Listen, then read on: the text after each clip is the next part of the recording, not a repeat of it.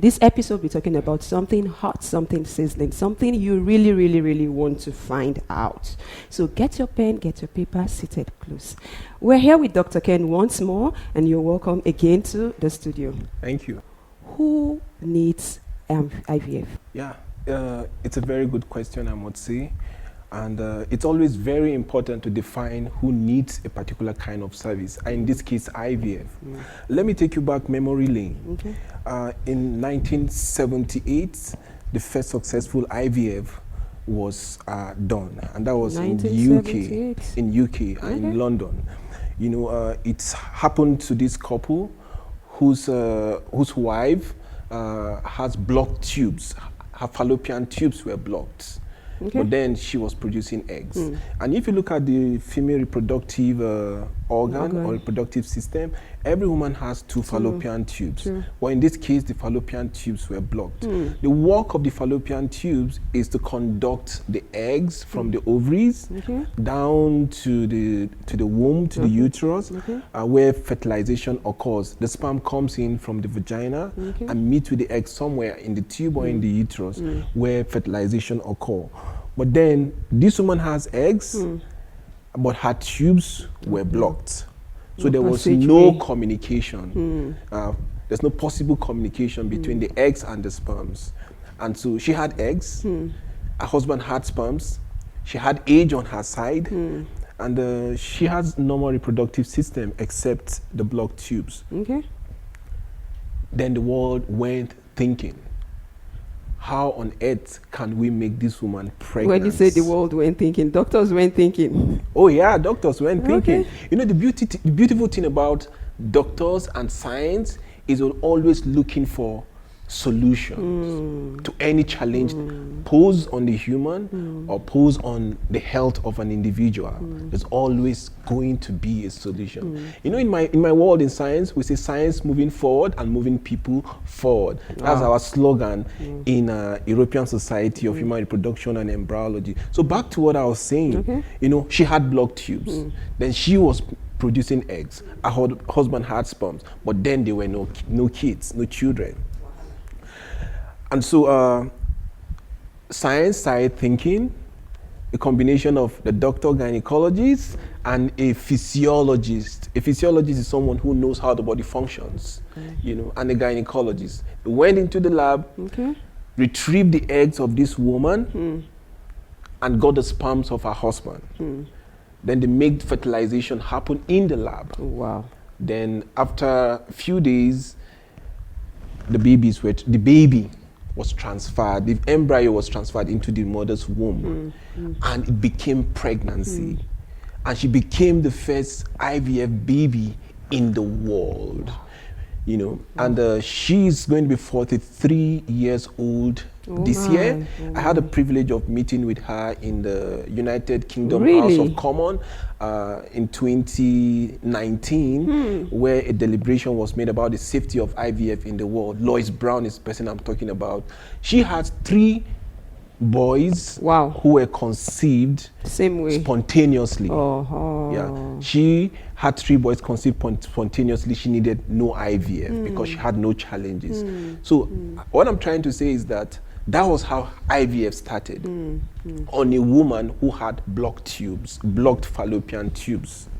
You know, today there are so many reasons why IVF may be done. So you have a lot of people who need IVF for one reason or the other. If we look at it in 2 cohorts, the man and the female, you know, for the man, we expect only one thing from him, which is the sperms. And the normal criteria for sperm, or the normal sperm should have at least 15 million sperms with good percentage of the sperm moving. Yeah, and at least 4% of the morphology of the form of the sperms normal. Then you can make a woman pregnant by having intercourse. You know, but then today, men have a lot of problems with sperms. So when men have low sperm counts and very poor morphology of sperms, even if the count is normal, they may not be able to achieve spontaneous conception because of the sperm factor. They may be needing IVF because of the sperm factor. Okay. So that's the area that concerns the man. If the man has a very poor sperms or no sperm at all, or has sperms within him that cannot be ejaculated into the female's vagina because of blockage of the sperm, the vas deferens, which is the duct that conducts the sperm, he may be needing an IVF. So those are the reasons that pertains the man. So if you go back to the female, we have several reasons why a female may need an IVF. You know, so we know the question was who needs IVF? A couple needs IVF. Okay. And the reason why the couple may need the IVF may be because of the male factor or the female factor. So for the female factor, the fallopian tubes may be blocked. Once the fallopian tubes are really blocked, there is no possibility of achieving conception spontaneously. You have to do a means of conception that circumvents the fallopian tube, in which case IVF becomes necessary. Yes. Secondly, a woman may be out of eggs. Wow. Yeah, a woman may be out of eggs. Wow. There are several reasons why women will not have eggs. This is One, interesting. maybe disease condition that has taken over the egg production and the woman has no eggs, or the woman has gone out of age, you know, biological age, and she's no longer producing eggs, or she's menopausal and doesn't have an egg, you know, then she needs to get egg from some sources. And if you're getting egg from another sources, the only way pregnancy can happen for you is very likely going to be IVF. And today, that's the common thing we see in our population. We have a lot of women who are advanced in age. We're talking 37 and above, and getting married at the point where they have either poor eggs or no eggs. You know, and 40 above, even 50. When you're marrying at those advanced age, you're likely going to be knocking at the door of a reproductive gynecologist like me, and one of the common things we'll tell you is possibility of doing an IVF. So you have other conditions that women have health problems, such as health problems like having an advanced heart disease, like heart failure, stage 3 or stage 4, that may not permit them to be able to sustain pregnancy without so much danger to their life. You want to advise them on IVF. On IVF using a surrogate, for instance, using another person's womb. You have other conditions where the lining of the womb, where babies implant, are not healthy. And babies cannot stay, embryos cannot implant when this lining of the wombs are not healthy. Lining of the womb is called the endometrium in physiology, you know, and it needs to be healthy before implantation can happen. You know, if it's unhealthy, it means you have to look for another womb to put it, or you correct it. So this problem may necessitate an IVF procedure, an IVF procedure where you have to keep the babies in another person's womb also, you know. So there are a lot of social reasons why people think they need IVF these days. This just 2 days ago, I consulted 2 sisters. Wow. The elder sister brought her younger sister to the clinic, and they apparently had no problems. They just newly get married, and she wanted to program her life. Wow. She said she doesn't want to spend 80 years of her life having 4 babies only. It means for 8 years, her life may be suspended because pregnancy and out of pregnancy may not permit you to be able to be socially functional, you know, at a place of work and all that. So she was looking for a situation where she could have her babies just immediately. Wow. And probably having multiple pregnancies at the same time, you know, and have the babies at once and progress with her career plans or educational plan or social plans, you know. So we have a lot of social reasons why people want to have IVF. Yeah, we're beginning to see a lot of reasons for IVF coming from the social platform. Not just because people want to plan their life, they want to dictate how their life should go. So these are some of the reasons why people may want to have IVF.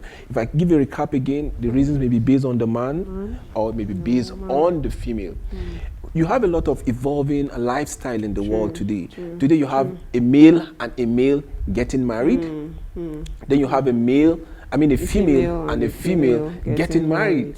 And they need babies. You know, I was in a clinic somewhere in the European countries, and we went in for embryo transfer.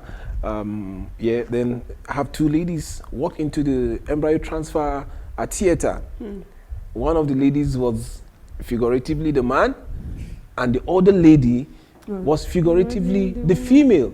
When same-sex marriages are conducted, the only way they can have pregnancy, they can get pregnant, is by doing IVF and assisted reproduction technology. In this case, either an egg is going to be donated or a sperm is going to be donated, but an IVF will need to be done.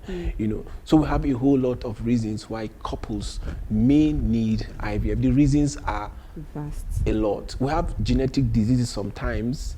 You have a couple being AS, and the male is AS, the female is ALs, and they want to have healthy babies. The only way they will not take a chance on having a sickle cell anemic baby is by doing IVF with pre-implantation genetic diagnosis. This is a kind of advanced IVF where the babies are created, the embryos are created, and the kind of diagnosis is done to eliminate the disease condition, and you only put back the healthy babies into the wombs of the mother. So there are a lot of other reasons why IVF can be done. And we haven't actually finished talking about IVF between a partner, between two partners. We have even a third man IVF. IVF between three people. Okay. A man and two women. Wow. Yeah, commonly. In this case, his original wife may have a problem with her mitochondria. Mitochondria is the powerhouse of the cell. If you can remember biology. The powerhouse of the cell. This problem is located in the powerhouse of the cell. And she doesn't want to transmit the disease to her offspring. So she may need an egg from another party that will only transfer that mitochondrion into her own eggs. So you see three men involved in this kind of IVF. So we have a lot of reasons. And she gets to carry the baby. Yeah, she gets to carry the baby without so much interference on the genetic material of the baby. The baby still has. So this is a little bit advanced, but there are lots of reasons why IVF may need to be done. It's like, I need this, but you have this, so borrow me some part of your own. Let me add to my own, and I continue my own process. Yeah, anything you do to have safe baby, for me, I think it's going to be worthwhile, because I've seen babies born with different conditions, and I've watched babies leave this world in very pathetic situations. And for me, if IVF is what grants the solution, brings the solution to these problems, bring it on. Whatever it takes, I think IVF may just be the solution to some of the genetic diseases that we have currently in the world. So there are a lot of reasons why people need IVF. Some for medical reasons, some for social reasons, some for just procreation.